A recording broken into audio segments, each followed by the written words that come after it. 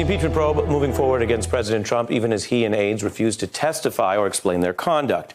Now, I've told you we're going through new facts, the intelligence report, not just talking, although we do plenty of talking. And I want to show you something else right now, how this report stitches together evidence from Trump and his aides. So while they won't testify, the report emphasizes that Democrats think they can prove key damning parts of this plot based partly on the scheming and incriminating statements in public, specifically broadcast live on Fox, which looks especially bad because it was occurring before this whistleblower came forward. Like back in April, when no one was talking about Ukraine, Giuliani suddenly took an interest in a then obscure company, Burisma. So I began getting some people that were coming forward and telling me about that. And then all of a sudden, they revealed this story about Burisma and Biden's son. All of a sudden, Biden's son. The impeachment probe is finding evidence that Trump's Ukraine plot was fundamentally about propaganda. The goal was pushing Ukraine to damage the Bidens in public, not about actually investigating foreign corruption. It was about getting talk of Biden and corruption on American television in a loop from Fox News, back to Ukraine, back to CNN, an entire political conversation that was designed to tarnish the Biden brand. As a key witness cited in the report explained, it was all about hitting Biden on air, not whether anyone actually did the investigations. He had to announce the investigations. He didn't actually have to do them, as I understood it. This was a demand that President Zelensky personally commit on a cable news channel to a specific investigation of President Trump's political rival. And this new report we have documents it, with Giuliani secretly plotting in March to get the probe launched while publicly touting his clues on television. Now, that plot was, of course, exposed, so it partly failed, but the report shows more exhaustively than we've ever seen until this week how it was supposed to work, a kind of a drumbeat building to what they planned, an international televised announcement of a probe, which, had that happened, it would have made Giuliani and co. look maybe prescient, when in fact they were predicting, quote unquote, the outcome they were secretly engineering, backed by the frozen money and all the other White House plotting. So take a look in April, as the report notes. On the same day, conservative writer John Solomon pushed Biden allegations, Giuliani went on Fox News to push them further.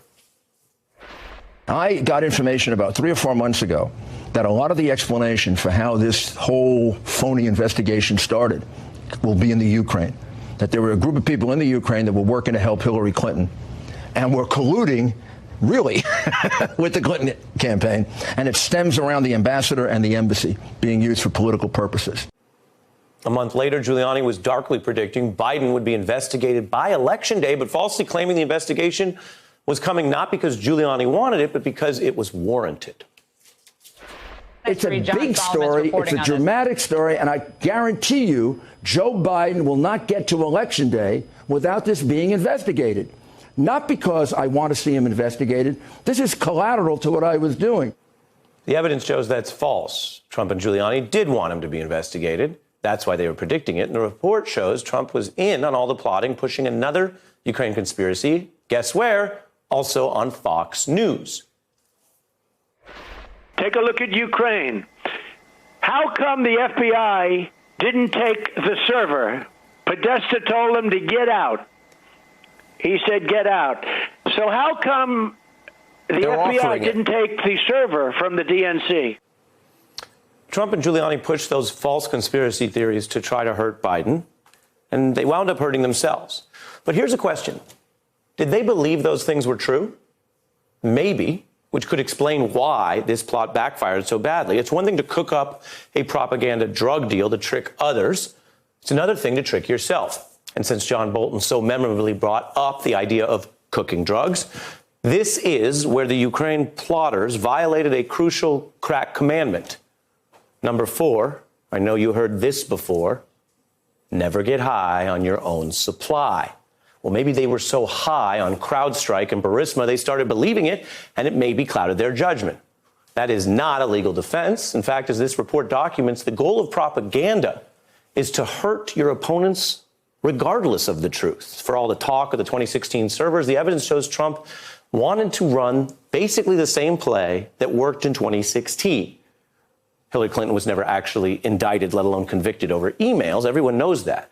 And the new emails that did get rumored and come out, they didn't change the outcome of those investigations. But boy, do you remember this? If you take one thing from this special report, let it be this. Do you remember how just the talk of potential investigations, reopening investigations, especially if you talk about it on Fox News, followed by bad news, well, that can really affect an election, right? And then I think he's got a surprise or two that you're going to hear about in the next 2 days. Right. I mean, I'm talking about some pretty big surprise. Oh, yeah, I heard you say that this morning. What do you mean? You'll see. Stay tuned. You'll see, he said. That was 2016. Here they were at it again with the same person on the same channel and the same type of propaganda with some details different. This time, though, it blew up. It looks like it may get Donald Trump impeached, which is where Biggie Smalls gives way to Sean Carter.